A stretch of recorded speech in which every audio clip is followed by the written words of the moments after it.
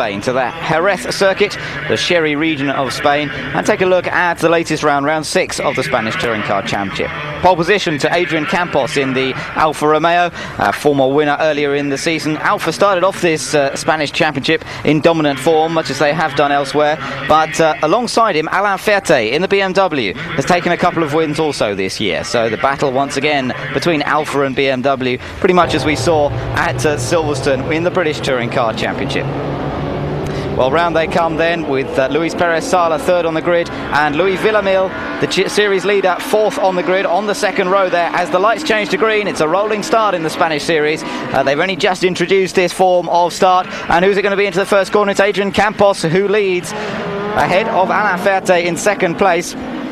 Luis Perez Sala there in third. Oh, Villamil squeezed out a little bit in the red Alfa. He's squeezed out by the Mondeo there of Carlos Palau and by Antonio Albacete as well. So Villamil really has dropped down the order there and has an awful lot of work to do to get back up to his teammate Adrian Campos, who is leading Alain Ferte. These two beginning to pull away a little bit from the Nissan in third place of Luis Perez Sala. Across the line they go with Carlos Palau still in fourth position and Antonio Albacete in fifth place, right behind.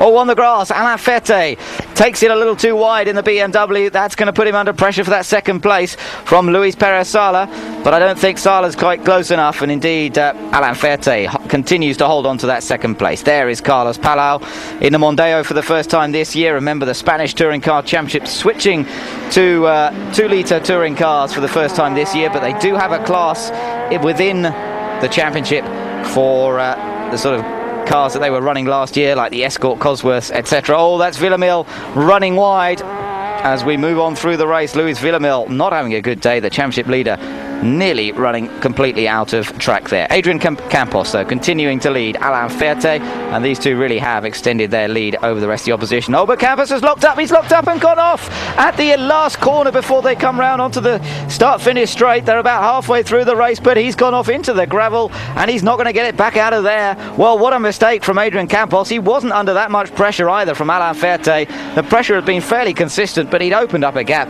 but he throws it all away by just locking the brakes and not getting off the brakes. He just goes shooting straight into the gravel trap, and perhaps ruining the fact that they can't run ABS in the Spanish Touring Car Championship, unlike in the German Touring Car Series.